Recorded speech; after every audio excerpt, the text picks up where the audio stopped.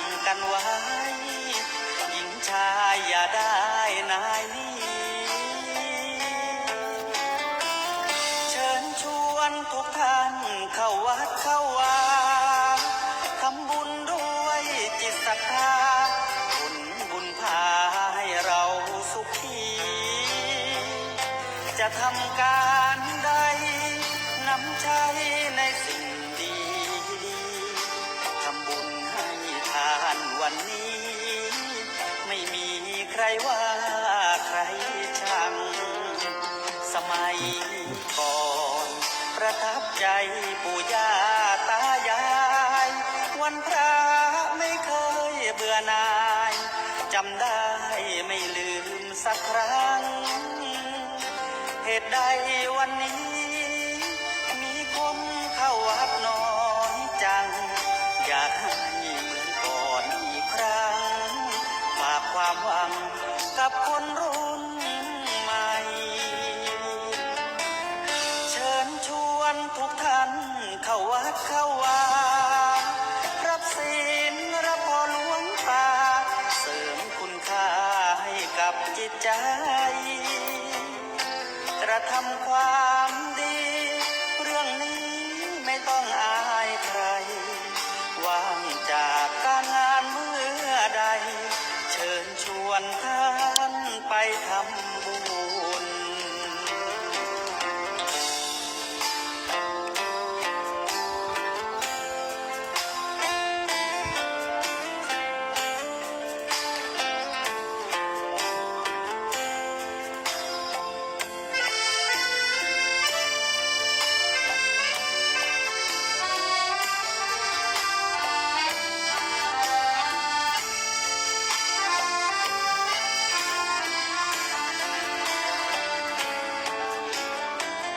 เชิญชวนทุกท่าน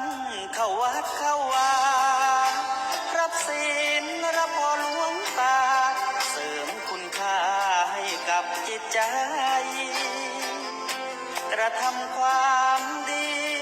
เรื่องนี้ไม่ต้องอายใครว่างจากการงานเมื่อใดเชิญชวนท่านไปทำ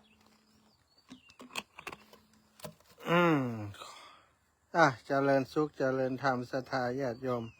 ท่านสาธุชนคนดีทั้งหลายเจริญปอนเจโลมาเลยสายอีแม่เนี่ยแม่ต้องสุกเจ้าอีแม่หันนั่นพาอยู่ข้างทางแม่ใจบดีอยู่ห้องบ้านคนตะกี้นะไปห้องบ้านหมอนัดตรวจประจำปีถ้าอาจารย์อยู่ไหนเนาะเอาครัวไว้กองไว้อย่างนี้แม่ว่าถ้าอาจารย์ห่อนเลยพักล่ะเจ้าแม่เจ้าโอ้ยใจดีเนื้อพระอาจารย์คนตอนหับหนักเนาะเจ้าแม่บอกห่วงละบัดเดียวนี่นะแค่แม่มาหันครัวกองอยู่ข้างตั้งแม่ใจบัดดีเปียอยู่อันเนี่ยอยู่ก็มันตัวเอาสิว่าข้าเจ้าท่านใจโอ้ยตัวเอาถ้ามาหาเป็นยังจ้าเนาะเอาครัวไว้ยังจะอีกูเตียวเป็นเจ้ไว้จะอีเนาะดีใจอ่ะเจ้าสาธุนะเจ้าสาธุเจ้ากระทำความดีเรื่องนี้ไม่ต้องอายใครฝากเพลงเชิญชวนหญิงชายอย่าอายเรื่องการทำบุญ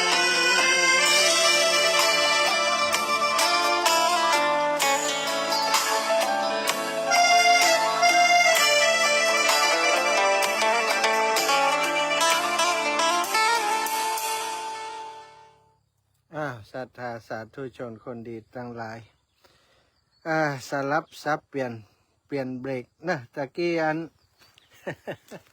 16 นาฬิกาช่วงนั่นอยู่บนดอยศรัทธาลงจากดอยมาไปปะอันห้างตีเปิดนั่นอยู่ในสวนผังเข้าไปลวกควาเรียบร้อยตั้งเครื่องเรียบร้อยโอ้เปิดเครื่องมีสัญญาณสักเม็ดศรัทธาเฮ้ยโอ้ตายละ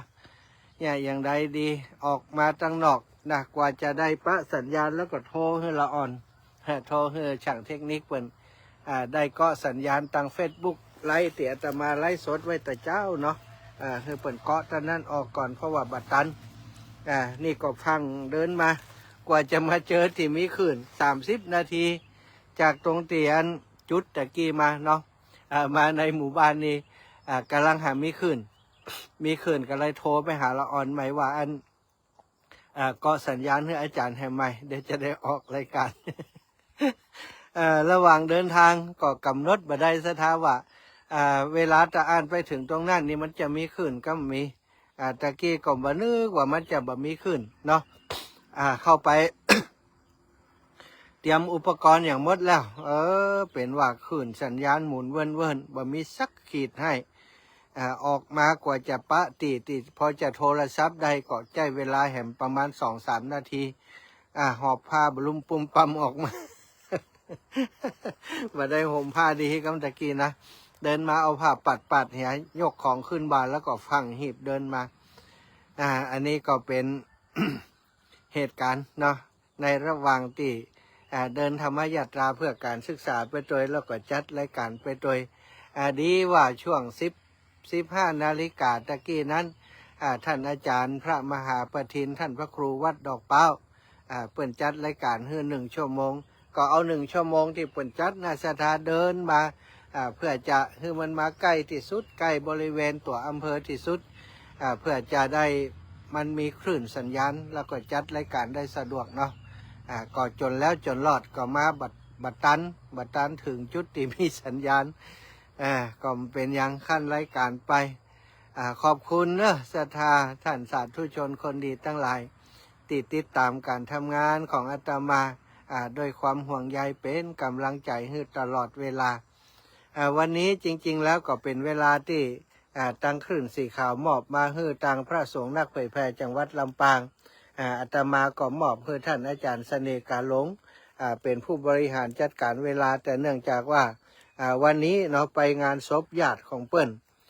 ก็บ่สามารถจะเข้ารายการได้จึงเป็นเหตุที่อาตมาแล้วก็ท่านอาจารย์พระมหาประทินต้องเข้ามา ดำเนินรายการให้กับศรัทธาญาติโยมได้ติดตามเพราะว่าตอนนี้มีสถานีที่เปิ่นเกาะสัญญาณจากคลื่นสีขาวของเฮาไปในช่วงเวลานี้เพิ่มขึ้นมาแห่งสถานีหนึ่งสถานีของเพื่อการเผยแพร่พระพุทธศาสนาของวัดหนองกายศรัทธาญาติโยมก็เป็นสถานีใหม่เนาะที่ได้เข้ามาได้สถานีเพิ่นมีเมินแล้วแต่ว่าได้รับเมตตาจากครูบาอาจารย์ผู้จัดการเจ้าของสถานีหลวงพ่อท่านอาจารย์วัดหนองกายสมปานเจ้าวัดหนองกายซึ่งก็ได้มอบสถานี FM 89.25 เมกะเฮิรตซ์สถานีวิทยุบริการสาธารณะเพื่อพระพุทธศาสนาวัดหนองกายอำเภอแม่แตงแล้วอีกคลื่นหนึ่งก็ 99.75 สถานีวิทยุบริการสาธารณะเนาะพระพุทธศาสนาเพื่อพระพุทธศาสนาวัดหนองกายเหมือนกันออกอากาศ2 คลื่นด้วยกันครอบคลุมไปตั้งแม่แตงเชียงดาวเนาะแม่ริมแม่แตงเชียงดาวสายตังปุ้นจะได้ยินชัดเจนขึ้นมาแหมน้อยซึ่งเดิมแต่เดิมก็มีของวัดฝ่ายหินก็ครอบคลุมไปในส่วนของตัวเมืองเชียงใหม่แล้วก็ในหลายๆพื้นที่ได้เพิ่มมาแหม2 สถานีแสดงว่าแฟนรายการพี่น้องตังแม่แตงเนาะก็คงจะได้ฟังกันนักขึ้นแล้วในช่วงนี้เนอะพี่น้องตังแม่แตงเนาะพี่น้องตังแม่แตงที่ฟังอยู่โทรมาหากันจิมเนอะ อยากจะฟังเสียงพี่น้องตังแม่แตงพ่องมีฝ่ายฟังอยู่ที่ไหนตั้งใดนะโทรมามาจาบอกเก่าเล่าให้กันฟังฟังจากแม่แตงเนอะอาจารย์เนอะอีนะศรัทธาญาติโยมวันนี้ก็ได้เดินทางจาก ที่พักเมื่อคืนที่ผ่านมาบ้านเมืองจังบ้านเมืองจังพัฒนาบ้านเมืองจังพัฒนาตำบลเมืองจังอำเภอภูเพียงจังหวัดน่านนะจากคันมาที่นี่ก็ตอนนี้ได้2 กิโลละเนาะ2 กิโล ถ้าไปถึงวัดโป่งคำนี่24 กิโลสถานก็แหม2 กิโลจะถึงวัดโป่งคำเนอะตอนนี้วันนี้ก็ถือว่าอีกวันหนึ่งตีโหด ก็นึกว่าจะไม่ได้ขึ้นดอยนักเลยนะโอ้เป็นว่าขึ้นดอยสุดปิดขึ้นดอยลงดอยขึ้นดอยลงดอยเดชะปุณที่ได้ยังได้เดินทางมาถึงเนาะก็ถือว่าเป็นดอยที่จริงพอสมควรนะสถานได้ออกเดินทางแต่เจ้าแล้วก็เดินต่อเนื่องเนาะบ่ได้ยุดพักที่ไหนเมินยุดพักเฉพาะช่วงของตอนเที่ยงฉันเพลแล้วก็พักตอนเที่ยงก็มาถึงบ่ายโมงก็เดินต่อจนมาถึงที่นี่ก็วันนี้ก็คงจะถึงป่าจ้าบ้านโป่งคำวัดโป่งคำเนาะหลวงพ่อท่านพระครูสุจินนันทกิจเจ้าคณะอำเภอสันติสุขวัดโป่งคำก็ได้ได้จากกับหลวงพ่อแล้วว่าจะไปแอลหาเปิ้ลแต่วันนี้ที่เดินทางมาถึงตรงนี้ยังบอกเปิ้นจ้ะกะเดียวถ้าไปถึงป่าเจ้าเปิ้นก็โทรบอกเปิ้นเนาะ อันนั้นเนอะศรัทธาญาติโยมก็คงไม่ได้กันนักแล้ววันนี้ก็เอาบุญมาฝากบุญที่ได้สมาทานธุดงควัตรปฏิบัติธรรมได้เดินทางมาทุกวันจนหอดวันนี้ก็บินทบาทศรัทธาญาติโยมใส่บาตรนักหลายได้ปะแฟนรายการแฟนคลับนะตีเปิ่นอยู่ระหว่างทางหลายหมู่บ้านเหมือนกันตีสดร้อนก็คือบ้านกิ่วม่วงบ้านกิ่วม่วงนี้โยมปล่อยอย่างหัวโยมปล่อยผัดสกอนโยมปล่อยผัดสกอนก็ได้มาใส่บาตรว่าโอ้ท่านอาจารย์ผมบัดตันตั้งตัวบัดตันหอมแต่เนอะเดี๋ยวจะหอมอยู่อีกละ ก็ขอบคุณเนอะโยมปล่อยผัดสกอนช่วงนี้บอกค่อยสบายด้วยนะว่าเป็นกล้ามเนื้ออ่อนแรงแต่ว่าดีขึ้นแล้วศรัทธาญาติโยมก็จะปั่นเวลาเหลือเวลาแหมสัก10 นาที10 กว่านาทีใครอยากจะสื่อสารด้วยอยากจะโทรมาหาก็เอาได้เลยเนอะ0808844173 0808844173โทรมากันพ่องวันนี้ก็เป็นอีกวันหนึ่งที่ใจศักยภาพในการเดินเต็มที่ น่าจะดำกว่าตะวันหน่อยเนาะเพราะแดดแห้งมากวันนี้นะก็จะขึ้นมาถึงอันแปะดอยที่จุดแบ่งเขตระหว่างอำเภอภูเพียงกับอำเภอสันติสุขก็โอ้โหเดินขึ้นดอยขึ้นเขาอากาศร้อนแดดแดงแมงฮ้อนเนาะจะท่า0808844173เนอะ0808844173ไผ่พร้อมก่อนโทรมาก่อนยายพรฟังอยู่ก่อนเดี๋ยวถ้าไผ่บัดโทรกับบัดตันยายพรเนอะตั้งลำปางเขาวันที่17นะวันพรุ่งนี้ก็จะเดินที่สันติสุขนี่ไปไปอำเภอตาวังผาแล้วก็จะคงจะจำเป็นจะต้องเดินทางเข้าในเมืองเมืองน่านก่อนวันพรุ่งนี้จะไปนอนที่ป่าจ้าเมืองน่านเพราะว่าวันฮื้อตอนเจ้าก็จะต้องเดินทางเข้าลำปางเนาะเจริญพรวัดการเจ้าแม่จากไหนตั้งใดแม่อยู่แม่จูแม่ฟังถึงว่านแม่กำลังโทรหาข้างแหลกแม่ติดตามตลอดแม่โจ้นี่แม่ยังบอกชื่อเสียงเลี้ยงน้ำกำล้อบอกได้ก็บอกก็ได้แล้วเขาหมูจะจดอย่างไรนี่ ชื่อเล่นสักน้อยไปสาวแม่โจ้บ่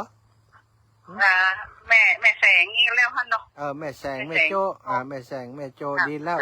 จะได้รู้จักกันไว้คงได้ปะเนาะวันนาคงได้ปะอยู่ไปก็แม่คนไทยลิ้นกับเป้ามันเจ้าแล้วก็มาอยู่ด้วยลูกสาวที่แม่โจ้เจ้ามาอยู่ด้วยลูกสาวที่แม่โจ้นี่เนาะเปิ้นมากล้าขายก้าเจ้าเอามาขายหอยทอดอยู่ข้างๆหมอค่ะเดี๋ยวจะไปกินเนอะได้เจ้าดีสาธุนะแม่ขอบคุณแม่เนอะเจ้าสาธุเจ้าโยมแม่แสงเอาเจริญพรเจ้าสาเจ้าท่อนก็เจ้าตะกูเจ้าเสียงเตี่ยแต่กัดงัดเลย ขนาดแม่เขาไปเก็บกาแฟแม่เขายังห่อนไว้ห่อนบอก อืมอืม อันเนี้ยอันลูกคือดอยนะไม่ต้องอ้าปากนะงับปากแต่มันถึงหายใจ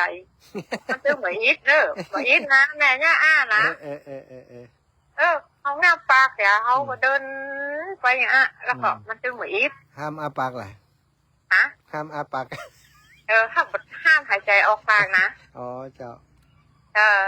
ร้องพอเนอะร้องพอแม่บอกเคล็ดลับนะ อ๋อเจ้า ถ้าแม่จะขึ้นดอยนะแม่จะเนี่ยอันคูข้างแม่ถึงอิด ดีกะดีกะ ร้องพอเนอะ เจ้าแม่มันผูกจะร้องเลยเนาะ คือลูกร้องพอเนอะ เคล็ดลับ สาธุสาธุ บุญฮัสสาเด้อ ขอบคุณแม่เจ้า จ้า แม่ย่าแม่นวลยอดคำปานปุ้นอยู่กำแพงหินดอยสะเก็ดสตาเทคนิคการเดินขึ้นดอยอีหรอห้ามอาปากนะหัวอาตมาอามหัวสตาจะเดินไปตัวไปตัวว่าไปมาแหมสายหนึ่งจะเลินปอน ไหว้สายเจ้าอาจารย์แม่ท้ามันก่อนเจ้า แม่ท้ากะแม่ท้าบ้านฝ่อนกะ เจ้า ฟังอยู่เนอก เป็นได้วางเจ้าอาจารย์ ก็เป็นทุกเจ้าเนี่ย แม่เป็นกำลังใจเด้อ เจ้าแม่ แม่ฟังถึงไปวันถึงไปคืนลูก ดีแล้วมาแรงกับป้ากันอยู่เนาะ เจ้าอาจารย์ เดี๋ยวจะเดินลัดตรงเขาว่าตั้งนี่พดวัดโปงคำอีกวะ กันที่ราชดาถามว่าอาจารย์ห่อนก็หมอนี่เลยว่าอาจารย์ บาฮ้อนฮ้อนก็เดินฮ้อนก็เดินเนี่ยได้มันนะเนาะ ใจสู้เนาะอาจารย์นะ ใจ ถ้าแม่เป็นประจายนะแม่จะยังกับอาจารย์นั่นแหละ สาธุสุดเลยเนาะอาจารย์เนาะ ใจแล้ว มาถึงแบบนี้เราสู้เลยเต็มที่ยังแม่นะ เจ้าวันที่17ไปแอลเนอะไปแอลเตียนสารลักเมียงเนอะเป็นเตด2 คำหมัดเนอะเจ้าสาธุแม่ เจ้าเดินทางปลอดภัยเด้อสาธุเจ้า อูเอิญเจิญจวนสถาญาติโยมเนอะไปแอลไปงานของงานสมาคมนักจัดรายการวิทยุกระจายเสียงจังหวัดลำปางเนาะดีเจตั้งหลายไปรวมกันอยู่หันมืดเนอะลุงโบแม่ลัดดาน้องบัวตองเนี่ยปีนันทาหอมแก่นจันไอมนคนป่าไม้นี่หลายอย่างพัศกรชมพูทองดีเจดิวดีเจเอ็มดีเจตั้งหลายเนี่ยนักจัดรายการวิทยุเปิ่นจะไปรวมตัวกันทำบุญตอดพระป่าเพื่อจะเอาปัจจัยเอาสตังค์เนี่ยศรัทธาไปทำกิจกรรมของสมาคมเปิ่นไปช่วยเหลือผู้สูงอายุผู้ป่วยติดเตียงนะหลายพื้นที่เนาะทุกปีนี้ก็จะช่วยแหมหลายที่หลายแห่งอยู่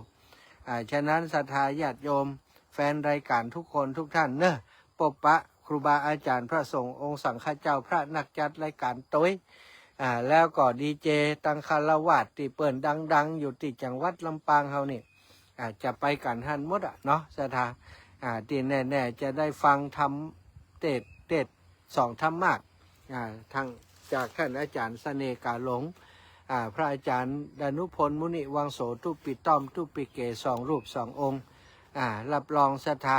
ไผเอาเขี้ยวฟักไปนี่ถอดเขี้ยวฟักไว้เหีย ไข่หัวหนักเดี๋ยวเขี้ยวฟักสลดเข้าคอยุ่งเห็นเนาะ